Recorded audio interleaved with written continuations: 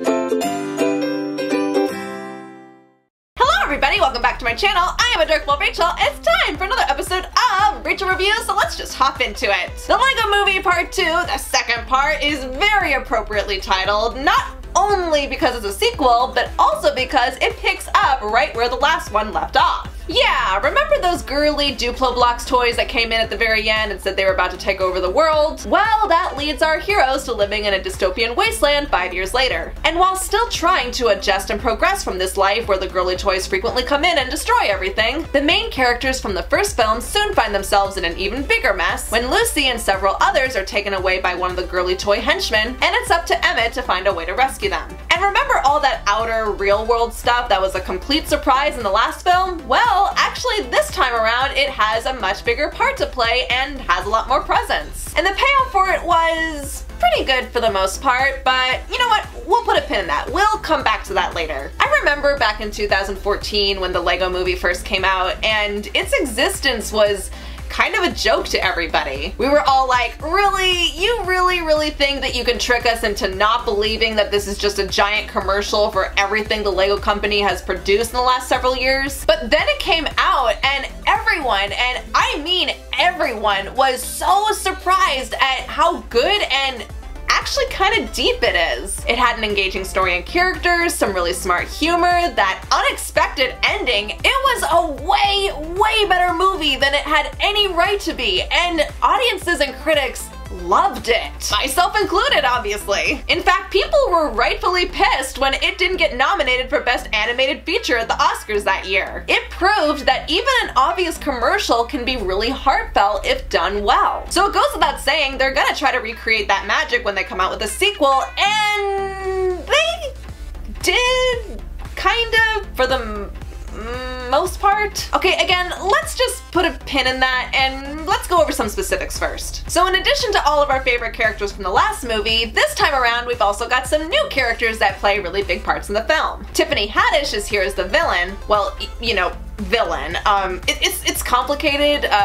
You'll see what I mean if you watch the movie. As well as Rex, who's kind of a jab at like every scruffy hero character you've seen in every movie ever, and who sounds like Emmett and is played by Pratt, who also plays Emmett. Oh no, I heard it, movie. I heard it. I see what you did there. And he's got these pet raptor employee henchman things, and that's pretty hilarious, I'm not gonna lie, but I also couldn't help but notice that they're blue and they look exactly like some other certain blue raptors from another movie that stars Pratt. That can't be a coincidence on the creator's part. You guys know what you're doing. I see what you're doing. And of course, just like movie 1, we also reference a lot of other characters from other franchises. And yes, I know they're advertising these for the toys, but it was really funny in the last film, so I'm not complaining. But to be honest, it wasn't nearly as good as the first time around. Again, we'll address that. But I will say about this film, just like the last one, it gets really super surreal at times. It does get a little over the top crazy at times, but I mean, that is pretty much what we want, right? I mean, we want the crazy, and in this film, it's still really easy to get sucked into those moments. Something a little surprising this time around is that there's actually some musical-esque numbers in this movie.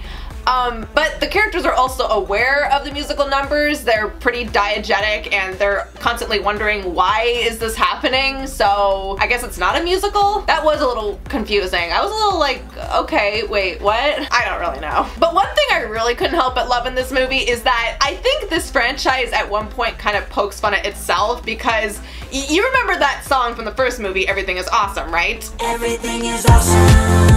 That undeniably catchy Oscar-nominated song. Okay, I kind of get the feeling that the filmmakers were trying at one point to maybe top that song, but then they realized that they couldn't, so instead they just wrote a song that basically says what it's gonna do.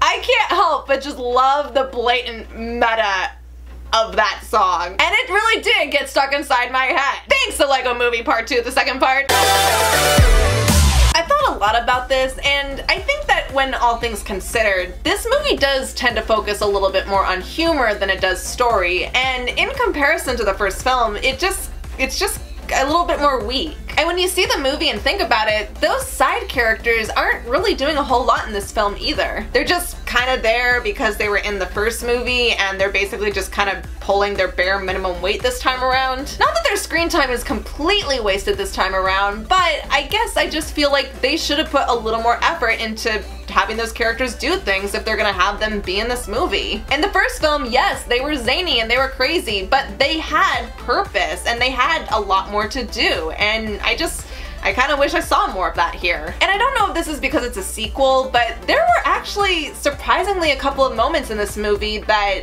just felt a little disconnected. Like, I know you have to have conversations and have to have quiet moments to let the emotions sink in, but there was just a few moments in there where I felt like it just kind of went on a little long, and I actually got a little bored. Maybe they were just explaining too much, I really don't know, but those conversations just kind of kept going and it just didn't really hold my attention the way that I hoped it would. And here's the thing, I'm really not trying to poo-poo this movie, especially because I really did enjoy it a lot actually. And while this movie is funny, is charming, is entertaining, and super energetic and not in an annoying way, there's still something about it that just kind of holds it back from living up to what the original did. And there certainly are several factors to consider, but I think one of the big reasons that the Lego Movie 2, the second part, is not quite as impactful as the Lego Movie, it's the underlying themes. In the original movie, we were constantly under the impression that this is just a crazy Lego world with lots of zaniness and it's all random, okay, sure. But then, close to the end, we find out that it's actually in the mind of a kid who's dealing with the tense relationship he has with his father. It's a bit of a mind blower, that one. Whereas in this movie, not only are we frequently reminded of the real world because we're going back and forth between it and here and seeing how the fights of the siblings are impacting what's happening to the main characters,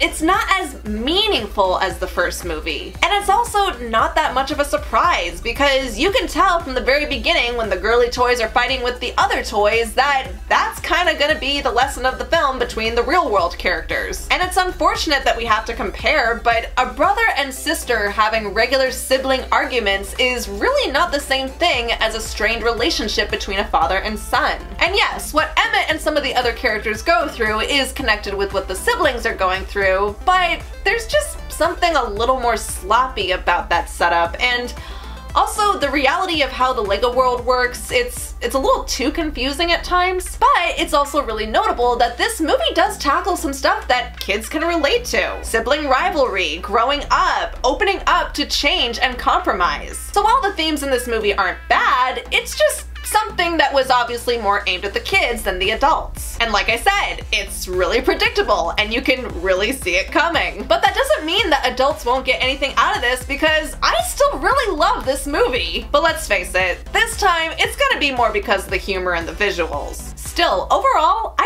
had a really great time with this movie. It's not nearly as good as the first one, but surprisingly, even with a different director, it still did a great job of capturing the quick humor and smart tone of the first one. It's got memorable moments, fun new characters, some impressive musical numbers, and as always, some fantastic animation. Plus, you can really tell that the people behind this movie really tried hard to embrace what the first Lego movie did, and they attempted pretty decently to tie in a theme that does speak really well to kids. And it's great that once again they made a movie that can seriously appeal to people of all ages. Also, I saw this movie in 3D, and to be perfectly honest, I feel like this is the first time that I saw a movie in 3D, and during most of the viewing experience, I forgot that I was even watching it in 3D. It's really good and actually really effective, and the images really do pop without you realizing what it is you're watching. So if your eyes can handle it, I'd recommend seeing it in 3D. If you liked the first film, then I'm pretty confident that you'll like this one too. But like most sequels, don't expect to love this one as much as you really loved the first one. So those are my thoughts on the Lego Movie 2,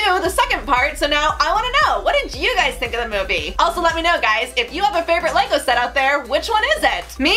I can't help but love the Golden Girls one. And no, I don't care that it's not technically a thing. I still love it. Also let me know, are there any other movies coming out this year that you want me to review? Well, go ahead and leave your comments below. Be sure to like and share. And if you're new like we saw here, then don't forget to hit that subscribe button. And also be sure to hit the little bell button down there to get notified when new stuff comes out, because I make new videos every week. Bye, Adorkable Buddies. I'll see you soon.